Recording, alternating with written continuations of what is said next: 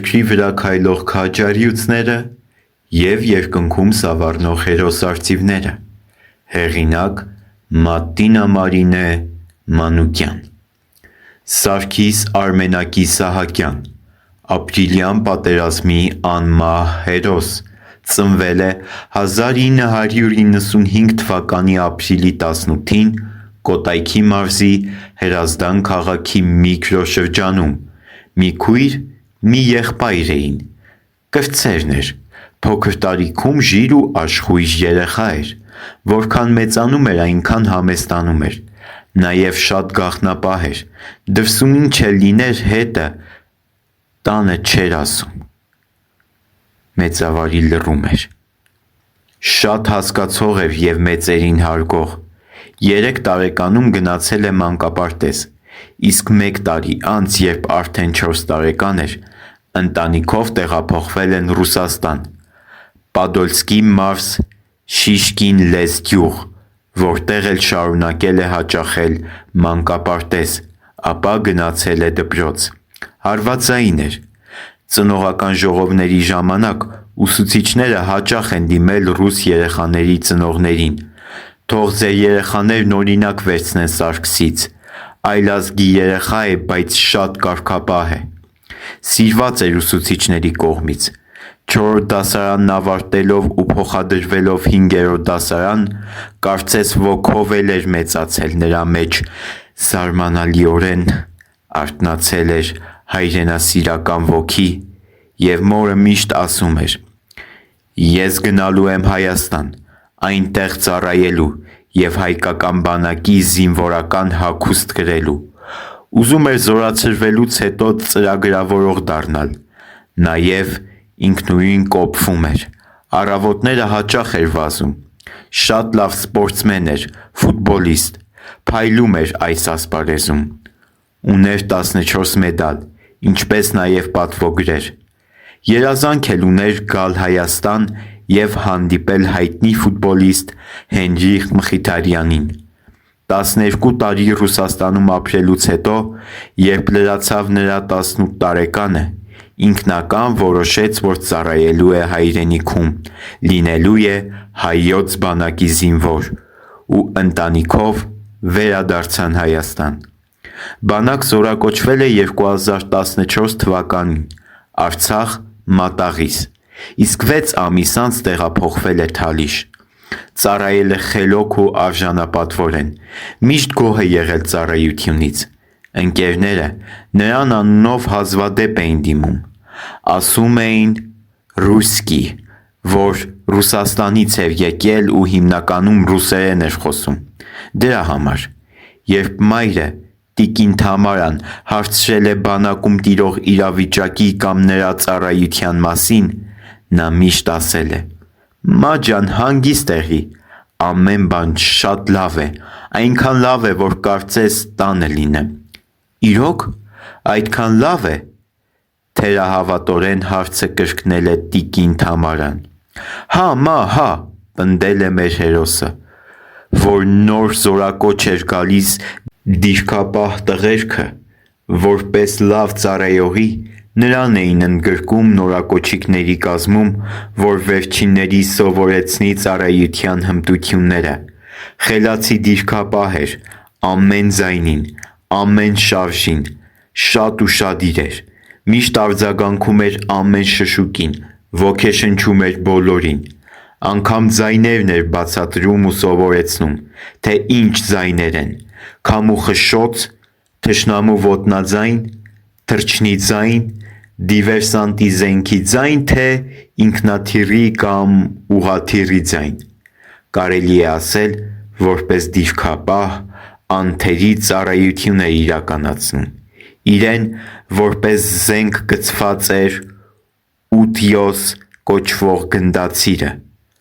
Ապրիլյան պատերազմի ժամանակ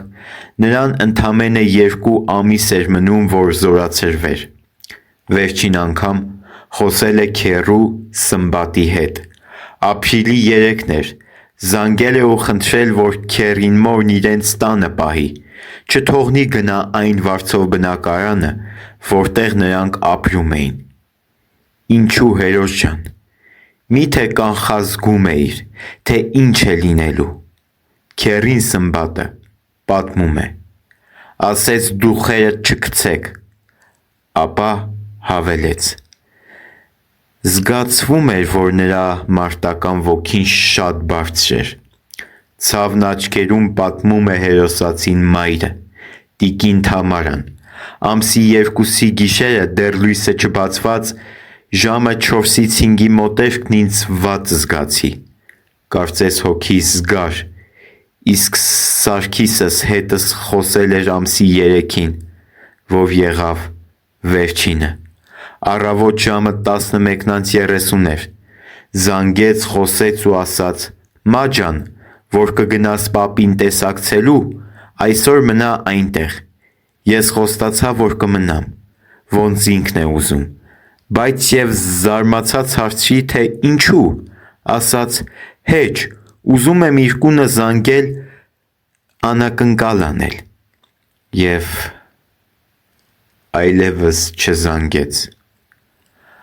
Անհանգստությունս մեծ էր, բայց լռում էր, այդպես էլ չզանգեց,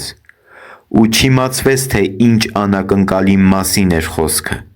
սակայն կարծում եմ դա մորը միակ համոզելու տարբերակն էր, որ ապահովության համար մենակ չմնա, այլ մնա պապի կենստանը։ Մեր հերոսը զոհվել է նույն օրը, Թալիշի ուղղությամբ մղվող մարտերի ժամանակ, անտեսելով ինտենսիվ հրետակոծությունը, մարտ էր մղել թշնամու դեմ,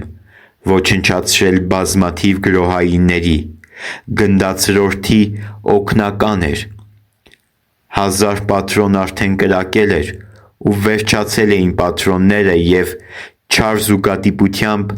գնդացիրը խափանվել էր, նա փորձել էր արագ քանդել, սարքել ու զենքի շատ տաք լինելուց նույնիսկ ձեռքերն էին այրվել, բայց ուշադրություն չդարձնելով այրվածքներին, սարքել է գնդացիրը, վազել պատրոններ բերել ու նորից շարունակել կռվել հակառակորդի դեմ, 3 ընկերներով հերոսաբար հետ են բերել ստրատեգիական կարևոր նշանակություն ունեցող դիրքը, ապա տեղի է ունեցել արկի պայթյուն և զոհվել է նա իր ընկերոջ հետ։ Փառք ու խոնարհում նրանց հիշատակին։ Նա մորը խոստացել էր բանակից զորացրվելուց հետո սովորել, ապա աշխատել, տուն գնել, որ էլ վարձով չապրեն ու երջանիկ լինել։ Խոստացել էր, բայց ցավոք ճակատագիրն էր առավել քան դաժան, սիրում էր միշտ հումորով խոսել, հաճախ ասում էր. ես Սուրբ Սարգիսն եմ, ես հզոր եմ, ես հաղթելու եմ, բայց մարտնչելով աննահանջ կյանքը զոհեց հանուն հայրենիքի։ Մյուս քեռին Կամոն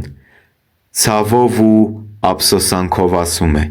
շատ նպատակներ ուներ, ցավոք անկատար մնացին, հենց ճարպիկ ու աշխույժ երեխա էր տեսնում, ասում էր. լավ ֆուտբոլիստ կդառնա, ապա ավելի է լրջանում Կամոն, թող այս պատերազմը մեր երեխայով վերջանա, էլ նոր պատերազմներ չլինեն, ես գիտեմ ինչ ասել է պատերազմ, 20 տարեկանում անցել եմ դրա միջով, գոնե այսքանից հետո այնպես լինի, որ մեր թոռներին հերթ չհասնի պատերազմի մասնակցելու։ Երբ ամսի 3-ին Սարգիսը զանգել է, քեռին նրան ոգեշնչել է ու ասել է. դիմացեք, գալիս ենք, ու երբ ընկերների հետ գնացել է զինկոմիսարիատ, որ մեկնի պատերազմ, հենց այդտեղ էլ նրան հաղորդել են չարագույժ լուրը։ Մեր հերոսը հետմահու Հայաստանի Հանրապետության նախագահի հրամանագրով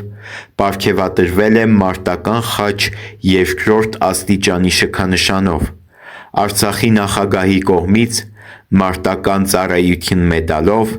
և երկրապահ մեդալով։ Նրա հզոր ոգու առաջ խոնարհվում եմ ու պատվի առնում, պատիվ ունեմ։